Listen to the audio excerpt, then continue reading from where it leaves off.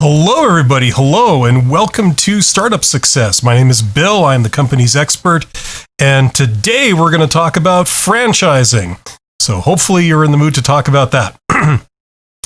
So first of all, before we get started, I want to thank you for tuning in and also to ask you to subscribe to my YouTube channel, The Company's Expert. This is, of course, my second YouTube channel, The Company's Expert Live, where this is originally being broadcast. So if you are tuning in, thank you very much. And I would encourage you to subscribe to both channels if you would. If you're interested in hearing about how to succeed in business and also how to succeed in your career. Those are the two things that I mainly talk about on here. Okay, so once again, it's time for a live stream and I am rushed like usual. So I'm trying to grapple with the technicalities of doing this. However, let's see if I go to my other view here. Okay, here we go. Now, first off the bat, first things first, there is a chat in the live stream. Let's see if I do this. No, I'm mirrored, so I got to do this to point the opposite way. So right next to me, there is a gray box or a black box, and that is where you can post your comments or you can post your reactions to anything that we're talking about in the stream. So I'd encourage you to do that if you're tuning in live.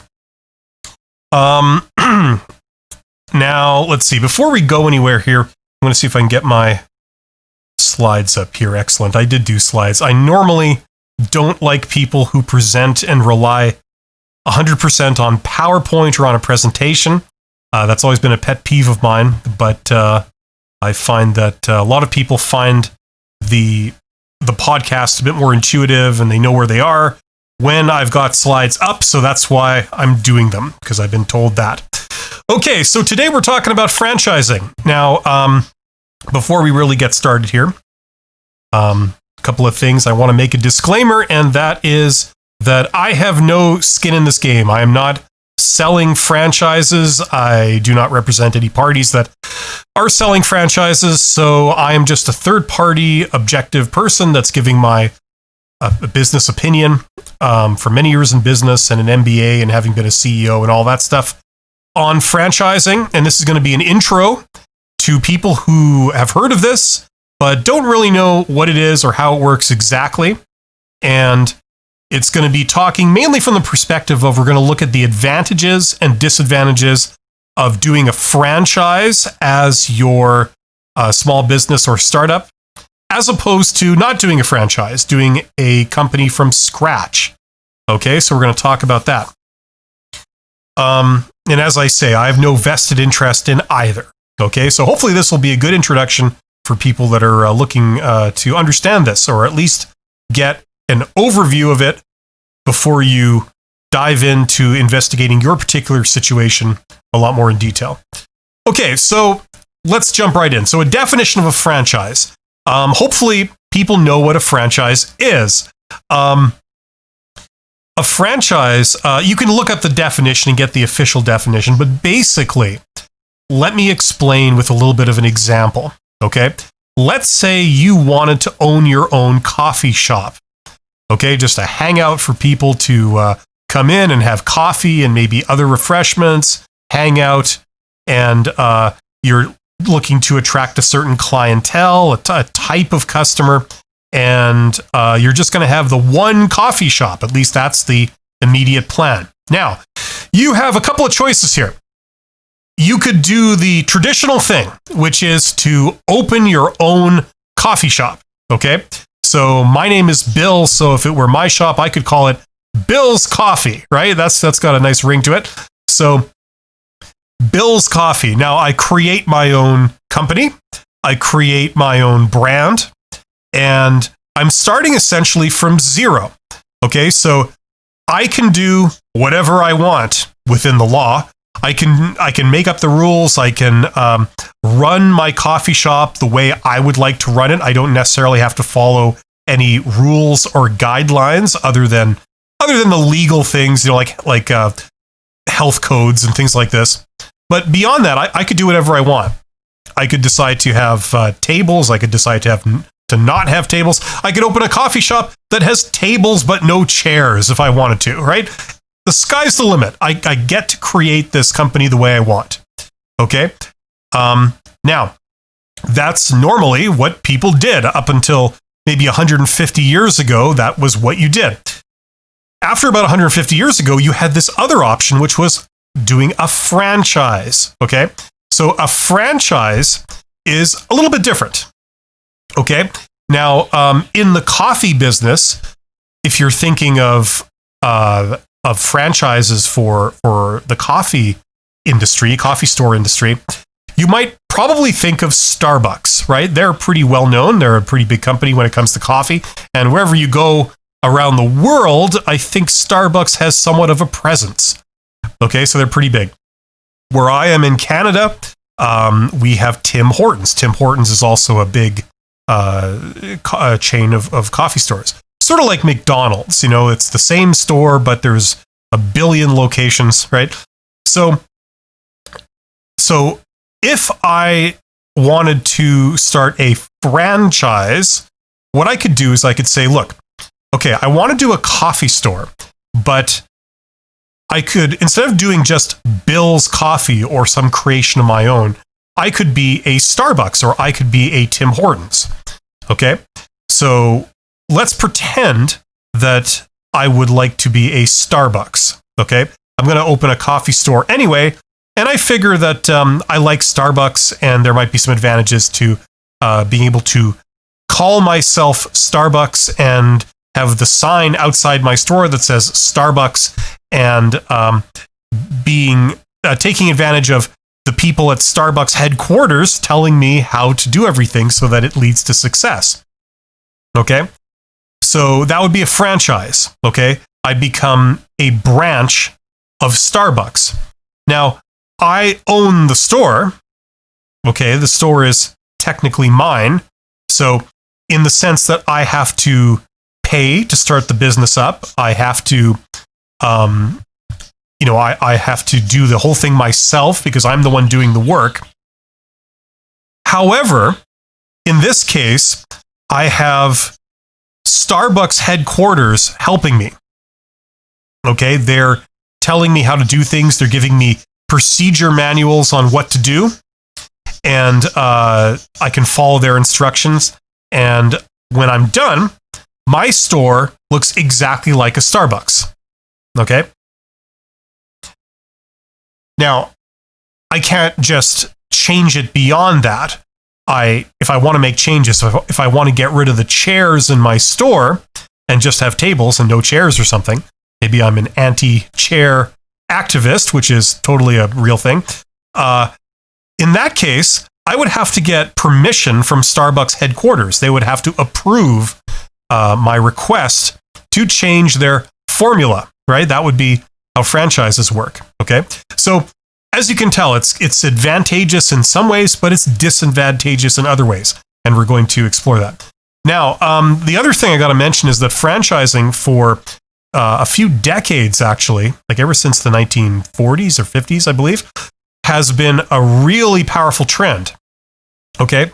If you're wanting to open up a restaurant that sells hamburgers, a lot of people have found it advantageous to open up a McDonald's or a Burger King or any number of other ones you open up a franchise.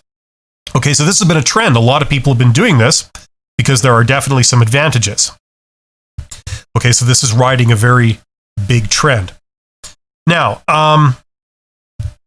okay, and in terms of options for small businesses or SMEs, small medium enterprise, okay, franchising is increasingly becoming an option as we go into the future.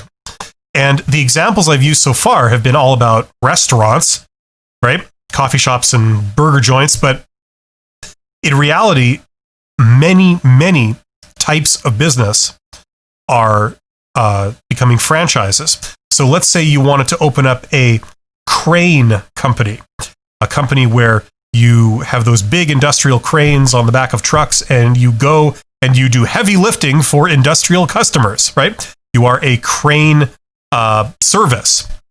Or maybe you're even a crane repair company. Whatever kind of business you can imagine, they have a franchise for that, right? So the equivalent of Starbucks in that industry. What Starbucks is to coffee, maybe Litz or somebody like that is to cranes. So instead of opening up Bill's Crane Company, I could open up a branch office of Litz. And I believe that's what they're called. You can go look it up. I believe Litz is a crane company. So that gives you an example. This is a real option for people starting all manner of small business, okay? It's not just for restaurants. It's not just for business to consumer, B2C type businesses. This is for almost any business you could think of, any industry that we're talking about, even, as I understand it, medicine, okay, like medical devices and things like this. They have franchising and stuff like that. So this is a real option. So if you're thinking of starting a business or a startup, doesn't matter what industry you're in, franchising is probably going to be an option for you. So something you should check out. Now, one other thing I got to mention before we really get into the meat and potatoes of this is that franchising is regulated in most countries. Okay, there are laws on how franchising works. Okay, there are laws that say what the franchisor has to do and what the franchisee has to do. Okay, so in our example, if we were, instead of opening up Bill's Coffee, instead I opened up a Starbucks, then in that case, Starbucks head office, which I guess is probably in Seattle. I don't know that, but I would imagine. I think that's the place where Starbucks came from. Starbucks head office would be the franchisor because they own the rights to the brand and the logo and the signs and the products and that formula for how to do a coffee shop. They own that. They're the franchisor. And I would be the franchisee. Okay, that's how that kind of works. Okay, so those are the two terms we're going to be using today. The franchisor, which is head office, and the franchisee, which is little old me, right? Opening up my little coffee store. Okay. So let's get into this even further. Let's talk about the franchisor. Okay. Now, in the intro to this so far, I've kind of talked about the situation where I'm the one opening the coffee store. Okay. That's me. And I'm going to become a franchisee of Starbucks. Okay. Now that is the situation most people are going to be in. Technically, we could do this the other way around. If you have a successful business, you could turn your business into a franchise, and then you could become the franchisor. Okay? So if I invented Starbucks, I could turn Starbucks into a franchise, and I could be the franchisor. So anybody who comes along that wants to open a coffee store, I would sell them the rights to my name, Starbucks, putting that in front of your store, putting the sign up that says Starbucks, having it look exactly like your sign, and the look and feel of the store and the equipment. Maybe there's proprietary equipment or intellectual property that goes into how to make the coffees and things like this, right? I would sell the rights to all of that to these little franchisees. Franchisee? Yeah, I think something like that, right? I know my grammar. Okay, but the most likely case is that all of us who are talking about this, all of you who are watching, you're probably going to be a franchisee rather than a franchisor, okay? Okay, so that's probably getting needlessly confusing. Anyway, let's talk about the franchisor, okay? So now we're talking about Starbucks head office in our example.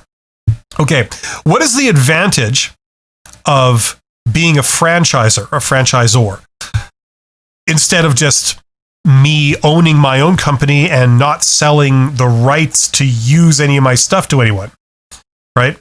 Well, the advantages, first of all, are financial. There's definite financial advantages for Starbucks or any other franchisor to sell their franchise to a number of little people that want to open stores, okay? For a start, all the little people wanting to open stores, they're the ones paying for the stores to start them up.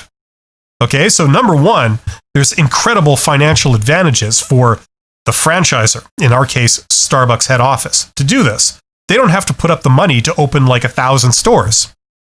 Okay, now I'm obviously oversimplifying this, but I'm going to be oversimplifying the entire thing just to explain the concepts. Okay, now the other advantage is that imagine if there's 1,000 people out there that want to open 1,000 coffee stores, okay, coffee shops. Well, if I was Starbucks head office, there would be some definite advantages if I could control all of those coffee shops. I could make them be all branded Starbucks, that's what their sign says in front of the store, and they all sell my products, and they all essentially do what I say. They use my colors and my look and feel, right? There'd be definite advantages for me to control those 1,000 stores, right? I'm essentially controlling the market, okay? So there's definite advantages in terms of control. And a situation where franchising works especially good is if me as a company, Starbucks, I'm trying to break into new markets, new areas. Maybe I want to go into a country for the first time and set up a bunch of Starbuckses, okay? The problem is I'm going into a country that I'm not too familiar with. I'm not sure if this is going to be a success. I would obviously be taking risk to go and build a bunch of stores in a new country where I don't even know if people there are going to like my products. Normally, that would involve me spending a lot of money to go and, set up a bunch of stores and hire a bunch of people. That would be expensive. But if I just sell my franchise to a bunch of little coffee stop owner wannabes in that country, I don't really have to put up much money at all. So it's a way for me to mitigate my risk, okay? I can go into that country and set up a bunch of Starbuckses and see if it's going to work without having to spend a lot of money to do this. And if it works, great. But if it doesn't work, oh well, I didn't really spend that much money to do this, okay? So it's less risky for me. What you're basically doing is externalizing the risk, okay? So it's instead of me taking the risk, it's all those little coffee store owners that are taking the risk. They're the ones putting up the money. They're the ones that will stand to lose their money if the coffee stores don't succeed. Okay, so that's the advantages to a franchisor of doing this. What are the disadvantages? Well, you can imagine Starbucks headquarters trying to manage 1,000 stores that it doesn't own. Each store is run by, is owned and run by an independent owner, and it's their store. So if I impose rules and I say, look, a Starbucks coffee is this big, okay? It's this big. It's not this big. It's this big, okay? Now, there's an incentive for a lot of the owners of the coffee stores to change things to their advantage, right? So maybe one Starbucks, they've decided to increase the size of their coffees, right? So normally when you order a certain coffee, it's this big. But if you go to that store, it's this big, right? So that store makes a lot of money because everybody knows that if you go to that store, they give you twice as much, right, for the same price. That way, that store gets incredible amounts of business. They may not make as much money on each coffee, but they more than make up for that by selling 10 times as much. Okay, so this means that the franchisor has to enforce their rules. They have to police all these franchisees and make sure that they're following the procedure. Okay, quality control. Starbucks, I think, I'm not an expert on Starbucks, but I get the impression that it has built its fortune on the idea that its coffee and its products are of very good quality. People don't mind paying $10 for a coffee if the coffee is fantastic and the person who sells it to you is very friendly and personable, and you get a good experience when you go there. Right? Now, maybe one of the franchisees can make extra money by cutting corners here and there, right? Maybe they don't hire the friendliest staff, they don't pay people a lot so that they have an incentive to be friendly and do a great job.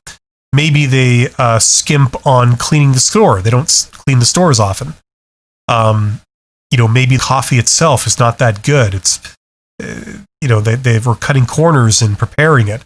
So if a franchisee does that, they get to save money, but at the same time, customers will keep coming back because it's Starbucks.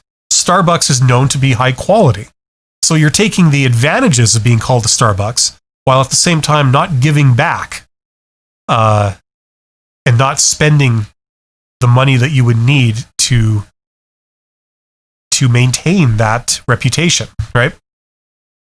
Okay, so quality control is a big thing. So Starbucks, as a franchisor, would have to go and enforce their rules and their methods and their formula on all the franchisees and police them and make sure that they're following the rules and they're not trying to deviate from what they're supposed to be doing to gain advantage. Because if they do that, it hurts the brand. It hurts the name Starbucks. People now don't think that the name Starbucks stands for quality. It stands for people cutting corners and serving bad coffee and not being friendly. Okay, so like I said in my notes here, or my slides, whatever you want to call them, franchisees have the incentive to erode brand and break standards. Okay, so this is the incentive structure that occurs. So the franchisor has to enforce the rules. So those are the advantages and disadvantages from the perspective of a franchisor. It's good in a lot of ways, but it does have its drawbacks. Now let's talk about the franchisee. Okay, this would be me. Instead of doing Bill's Coffee, I'm doing Starbucks, right? That's the name of my store. Now, what are the advantages here? Okay, well, here's the big one. Okay, if I want to own my own coffee shop, okay, and I want it to be a success, I'm going to be spending a lot of money to start this business. I might put down as much money as it costs me to buy a house, typically, in order to get this business off the ground, right? Well, I would be scared for this business to fail, because if it fails, I lose that money. Now, you need to take that kind of risk, and you want to ensure that it's going to pay off. Now, here's the problem. I may know a little bit about business and I may know a little bit about selling coffee, but I think Starbucks probably knows more than I do about how to sell coffee and how to get a coffee shop to succeed financially. Okay? They seem to be doing something right because they're making a lot of money doing it and everybody knows them. Okay? So an advantage of doing a franchise instead of me starting my own business, Bill's Coffee, would be that I can borrow Starbucks' knowledge. I've got essentially Starbucks telling me, here's what you do. Step 1, step 2, step 3. Okay, now you follow this procedure and that will lead to the same result that we've gotten in pretty much every other store we've done, which is a brilliant success. Okay, so if I have a lack of knowledge of business or about the coffee industry, in the sense that I don't know as much as Starbucks does about selling coffee before I've done it, then being a franchise makes sense. Okay? Because I can piggyback on their knowledge. Okay, they're going to tell me exactly what to do. They're going to show me exactly what to do. And all I have to do is like a paint by numbers business thing where I just follow their instructions and I should get success. Okay? The other thing is that I get to put the name Starbucks in front of my store, and that's a brand, and brands are recognized. So if I put up a sign that says Bill's Coffee, people probably are not going to, when they see that sign, they're not going to know what that is. Bill's Coffee, I never heard of them, right?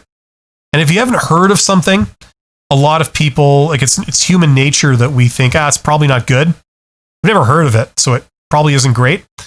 A lot of people make that connection. But if you see something you've heard of, you go, Starbucks, okay. I like Starbucks. I know they must be good because they're big, right? And you're a little bit more open, you're a little bit more receptive to going there and spending your money. So you're taking advantage of the brand. If I put up a sign that says Bill's Coffee, maybe 10 people will show up in a day. But if I put up a sign that says Starbucks, maybe 100 people will show up in a day. Okay, so obviously being able to use Starbucks' name and look and feel and products is definitely an advantage in terms of attracting customers. So that's obviously the big advantage of doing this. Okay, so overall it's less risk if I do a franchise. Okay, that's the big advantage. It's less risky. Now, disadvantages. Okay, if I'm a franchisee and I open a Starbucks where I pay for the store and I spend my money to start it up and I hire the staff and I do the work, okay, what are the disadvantages? Well, number one, a lot of the money that I make, I only get to keep a portion of that. Most of it is going to go back to Starbucks headquarters and they keep it. So it's like, okay, I can do this coffee shop, but they're going to take a huge cut of my profits. So I have to be really successful in order to make enough money for this to make sense. Okay, so that's a big disadvantage. The other disadvantage, of course, is that I have to follow Starbucks rules if I'm a Starbucks franchise. I can't just change things as I see fit. If I've always dreamed of having that coffee shop with tables but no chairs, then sadly that dream is not going to come to fruition. And the world will be deprived of this amazing idea. So that's the big disadvantage, okay? Actually, there's two main disadvantages, financial and a lack of control. Okay, so now that we know this, we've kind of explored this from both perspectives, both sides of the story here. What would I recommend? Okay, what are kind of some of the conclusions that we can talk about here? Well, franchising makes sense in some situations, but it doesn't make sense in others. Okay? Now, the most obvious thing is the brand recognition. So when I say Starbucks, I'm sure most people out there have heard of it and know what I'm talking about, right? But if I said the name of another franchise and you've never heard of it, you don't know what they do, right? It doesn't really inspire you with confidence or recognition, then maybe the value of opening a branch of that franchise is not so much, right? If the brand is not well known or the brand is not well regarded, that's not good, because you still have the restrictions of having to follow their rules and do things their way, but you might be getting less of the advantages in terms of customer recognition and being able to put up the sign and then have customers come in because they see the sign. Okay. Now, there are some factors that would determine whether a franchise would make sense for you. Okay. One is your level of knowledge. Okay. Now, even if you don't have, if you're going to join a franchise that doesn't have amazing brand recognition or an amazing presence in your industry, or they don't have that reputation for very high quality, what they can help you with is they can help you to start the business, run it properly, and get it off the ground. So if you haven't been to business school and you're not really a salesperson, you're not really an organizer or an administrator, you just want to be a sort of business owner, the obvious question is, how are you going to make good decisions? Well, joining a franchise, they can provide that. They can say, look, here's what you do. Here's the instructions. Step 1, step 2, step 3. And then you don't have to think, right? You don't have to learn business. You don't have to worry about that. All you got to do is follow what we say to do, and everything should be fine. Okay? So if you have a lack of knowledge, then a franchise becomes a much more attractive option. If, on the other hand, you are a successful serial entrepreneur and you've started several businesses, maybe within this industry before, and you feel very comfortable, you know exactly what to do to lead something to success, then in that situation, a franchise would be maybe less attractive. Okay? So level of knowledge is the first factor here. What's your level of knowledge of business in general, or that particular industry you're going into, or how to run a business operation, having experience and that sort of thing. Okay, that's the first factor. Second factor is the value of the brand of the franchise you're considering. Okay. And the third one is market behavior. Okay, so in some industries, the customers in those industries, they respond more favorably to a brand than others. Okay. For example, if you want to get a coffee, chances are you care whether your coffee comes from Starbucks or some weird place you've never heard of. Okay, maybe that's a big deal to you. And when we analyze where customers go for their coffee, we see that having a recognized name is a big deal. But let's pretend you want to hire a plumber to come to your house to fix your pipes. Maybe, you get a plumber that, you've never worked with them before. That's less important, perhaps, to customers. Just because they haven't heard of this plumbing company, that is not really an inhibitor of the customer hiring that company. Okay, so the way the market behaves can vary from industry to industry, from geographic region to geographic region. So that is also going to influence whether being a franchise or not is a good thing. Okay. So that would be my recommendation for it. It would be to look at those factors and try and do research, try and get some data on these three things. Okay? And whether franchising makes sense or not is going to vary on those. Sometimes franchising doesn't make sense. Okay? Sometimes it's not really going to get you anything. You still have to put up the money, you still have to do the work, and this franchise is not really going to bring customers in because of the name and what the advice they're giving you and how to do the business. You could figure that out anyway, and you could be reasonably successful at it on your own. Okay, so in some situations, it's not going to make sense. So it could go both ways. And that's why you need to examine your situation. There isn't a blanket answer that says, this is the thing to do. Okay? In a lot of cases, franchise does make sense. But in other cases, it doesn't. So do your research. So there you go. That's kind of my overview on franchising. So hopefully you found that interesting and informative. This is a sort of step into a huge world. Okay. If you would like more information on investigating franchises further, do a Google search, because on the internet, there's a lot of interested parties that are looking to sell franchises. For example, Starbucks wants to sell their franchise to would-be small business owners and have more Starbucks locations. So if you contact Starbucks, they will be able to give you the information. Many years ago, there were print media publications. There was one in my country, in Canada, called, it was like Franchising Magazine. And you could buy this, and you'd open it up, and inside would be almost like classified ads.